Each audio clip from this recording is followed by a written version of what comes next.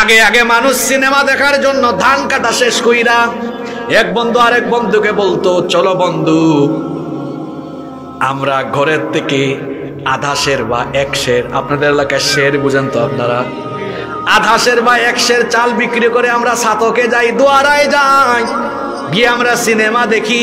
আগে সিনেমা দেখার জন্য মানুষ সিনেমা হলে যেত, এখন সিনেমা হলে যাওয়া লাগে না, এখন সিনেমা প্রত্যেকের পকেটের ভিতরে আছে।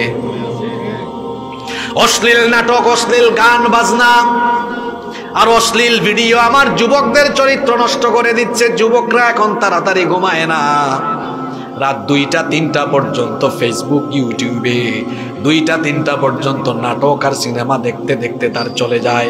দেখেন আমার বাম পাশে আমার চাচা বসে আছেন, মুরব্বী মানুষ, বয়স হয়তো 60-70, কত মাশাআল্লাহ 70 বছরের মানুষ, এখনো ফিজিক্যাল ফিটনেস দেখেন আপনারা। আর আমি এখন সফরের কারণে অনেক জায়গায় যাই, দেখি 30 বছরের যুবক হাফানি রোগীর মতো হাফায়। 35 বছরের ছেলে শক্তি নাই, এনার্জি নাই, কথা বলতে পারে না, কিছুক্ষণ কাজ করলে টায়ার্ড হয়ে যায়, ক্লান্ত হয়ে যায়। আমি উত্তরবঙ্গে এক লোক দেখলাম 110 বছর হেঁটে হেঁটে আমার কাছে তার কিছু লেখা এনে উপহার দিয়েছে আমাকে। বললাম চাচা 110 বছর বয়সে হাঁটেন কেমনে? কয় বাবা খাওয়া আর ঘুম ঠিক রেখেছি। এখনকার ছেলেদের কম বয়সে চুল পেকে যাচ্ছে, চোখের নিচে কালি পড়ে যাচ্ছে, চেহারার মধ্যে বিসি উঠছে, কেমন দেখছেন? তার উঠবে না কেন? তার তো সারা রাত ঘুম নাই। আগে আমার চাচারা, চাচিরা, দাদা দাদি, নানা নানিরা এশার নামাজের পরে খায়া দেয়া ঘুম, কোনো কাজ কাম নাই তো তাদের। আর এখন টিভি আছে, ডিশ এন্টিনা আছে, মোবাইল আছে, হোয়াটসঅ্যাপ কি বলে ওয়াইফাই আছে, রাত 2টা 3টা পর্যন্ত জেগে জেগে জেগে জেগে খাদ্যাভ্যাস আর ঘুমের অভ্যাস ঠিকঠাক না থাকার কারণে জুয়ান বয়সে ছেলেগুলা বুড়া হয়ে যাচ্ছে। এসব অনিয়ম আর এই সকল বিশৃঙ্খল পরিস্থিতির কারণে তার নিজের শরীরটা পর্যন্ত ক্ষতিগ্রস্ত হয়ে যাচ্ছে। যুবকের অবস্থা দেখেন, গাল টাল ভেঙে তার শরীর স্বাস্থ্য শেষ। তুমি যুবক মানুষ, তোমার এই সময় নাদুস নুদুস থাকার কথা, তোমার গাল ভেঙে গেল কেন? তোমার শরীরের এই হালত কেন? কারণ তোমার খাদ্যাভ্যাস, ঘুমের অভ্যাস আর তোমার চরিত্রের মধ্যে সমস্যা আছে। তুমি রাতের বেলা জিনার সাগরে ডুব দিয়ে থাকো, তুমি রাতের বেলা কানের মধ্যে ফোন লাগাইয়া তোমার গার্লফ্রেন্ডকে তালাশ করো, তুমি রাতের ঘুম বাদ দিয়েছো, তাই তোমার চরিত্রের এই দশা, চেহারার দশা, তোমার এই শরীরের এই দশা হয়েছে। আমার কথা কি রাগ করেন?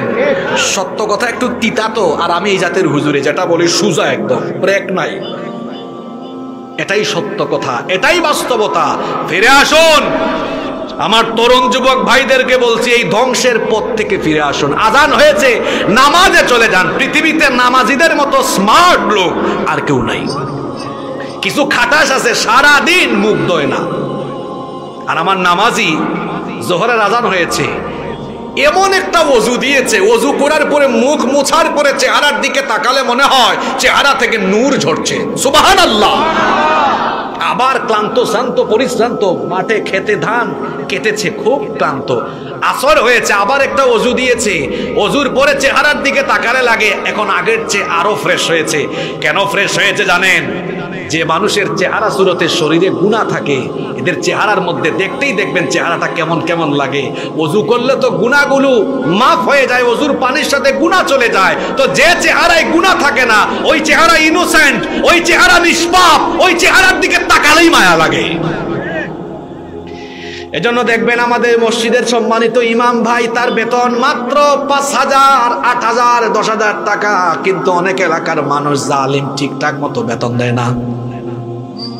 আমার ইমাম ভাই এই অল্প বেতনে চলেন, কিন্তু চেহারার দিকে তাকায় দেখবেন চেহারা সুন্দর। কালো মানুষ হইলেও দেখবেন চেহারার ভিতরে একটা মায়া আছে, চুপড় দেখবেন পরিষ্কার। ইমাম সাহেবের ছোট্ট ছোট্ট ছেলে আছে, দেখবেন ওদের দিকে তাকালে দেখবেন ওদেরকেও লাগে পরিষ্কার, দেখতে ভালো দেখায়। আরেক বেড়া এসি বাড়ি, এসি গাড়ি, সুন্দরী বউ, ক্ষমতা সব থাকার পরেও দেখবেন এক পাশে ইমাম সাহেব আর আরেক পাশে ওই লোকটারে বসায়া দেখবেন ইমাম সাহেবকে দেখলে চেহারায় মায়া লাগে, কিন্তু পাশের লোকটা নামাজ নাই, রোজা নাই, ইবাদত বন্দেগী কিছু নাই, এসি বাড়িতে ঘুমায়, এসি গাড়িতে চলাফেরা করে, তাও দেখবেন চেহারার দিকে তাকাইলে কেমন জানি দেখতে চোরের মতো লাগে। আছে এরকম? কি ব্যাপার? এসি বাড়িতে ঘুমায়, এসি গাড়িতে থাকে, চেহারাটা চোরের মতো কেন? কারণ খায় তো নিজের মাল না, মানুষের মাল খায়। কথা বুঝেন নাই?